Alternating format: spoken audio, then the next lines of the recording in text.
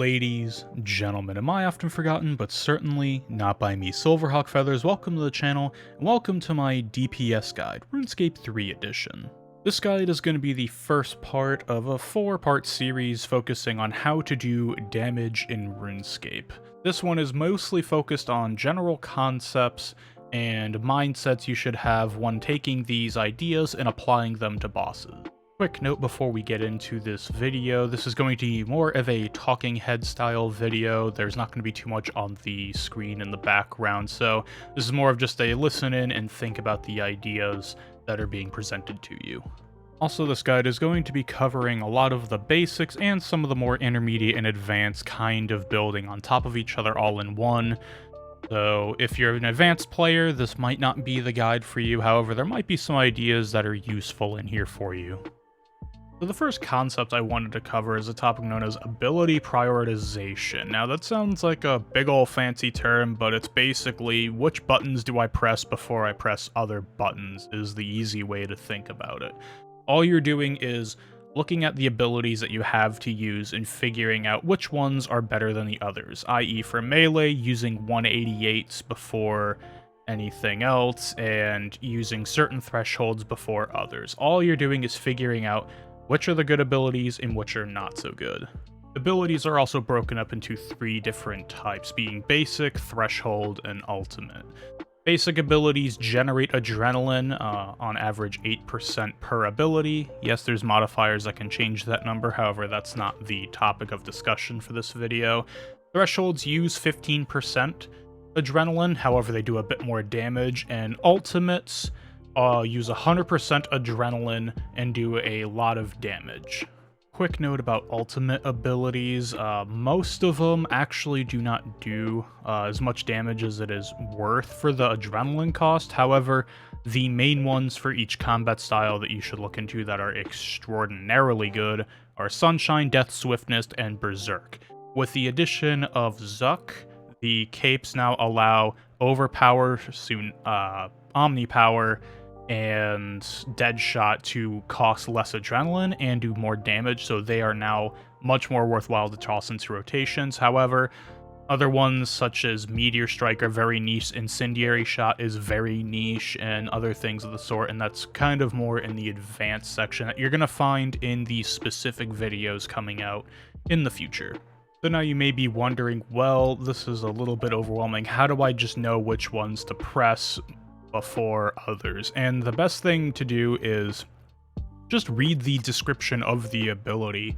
If you hover over the ability when it's in the ability book, or if your action bar is unlocked and it's on your main ability bar, you can just hover over, and the descriptions have been improved over time for what the ability does, and you can get a good gist of what the ability can offer damage-wise, and it'll tell you exact numbers, percents based on ability damage, and other things of the sort, and you can use that to generally get an idea of which ones you should use.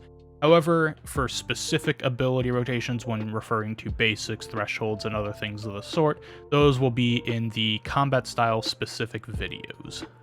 Now that we've defined the term ability prioritization and kind of have a rough idea of what it is, let's now look into the practical application of ability prioritization and talk about ability rotations. This is where you take the abilities and actually put them in an order to which you can use at a specific boss encounter.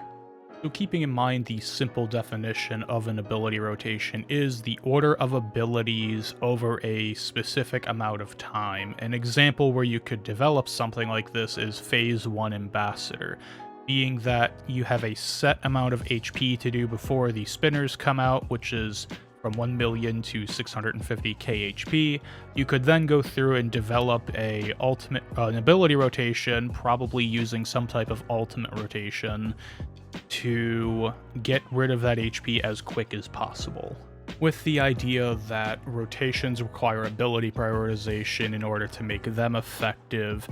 To make general DPS effective with rotation, kind of using these as building blocks on top of each other, that gets into the main point of this video on how I tackle the idea of doing damage, which is you build up to an ultimate of some form, whether it's Sun, Death Swiftness, or Zerk, And then inside of that ultimate, you're using as many high damaging abilities or weapon specs as possible, and rinse and repeat. Now, considering the cooldowns of ultimates, you have time to then throw in either thresh rotations or using a weapon spec to use as a filler in between ultimate abilities.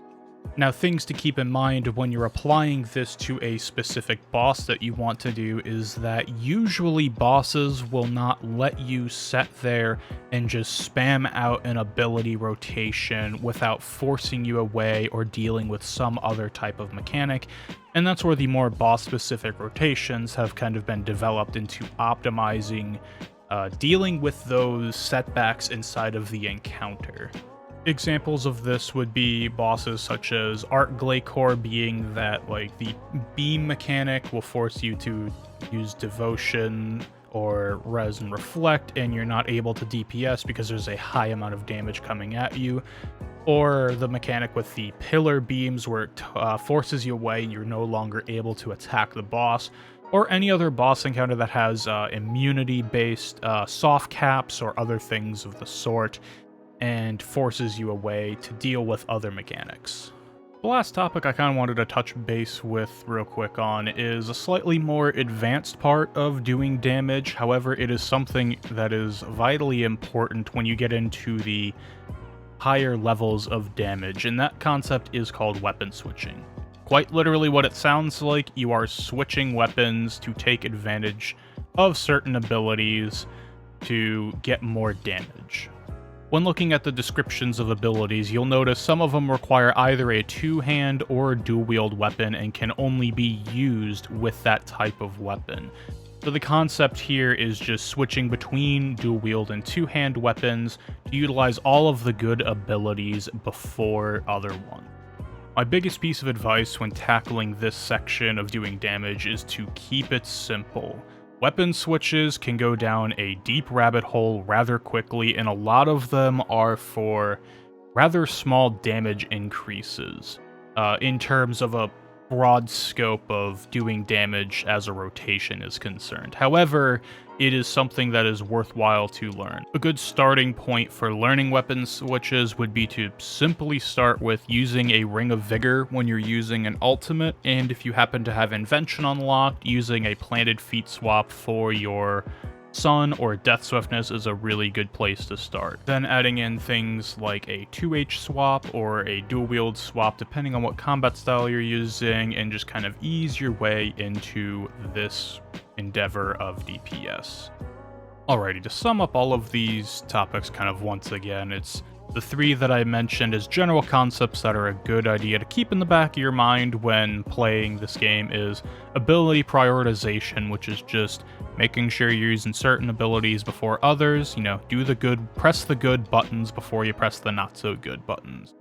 Ability rotations being that it's just a certain order of abilities in a set amount of time, and then the more advanced one being weapon switching, being that once you have the idea down that, you want to press the good buttons and you want to press them in an order which does the most damage, then you can start adding in things like weapon switching to take advantage of all of the abilities that happen to be really good to press. Anyways, ladies, gentlemen, and I did not forget about you Silverhawk Feathers. Thank you very much for watching. I appreciate the viewership as always.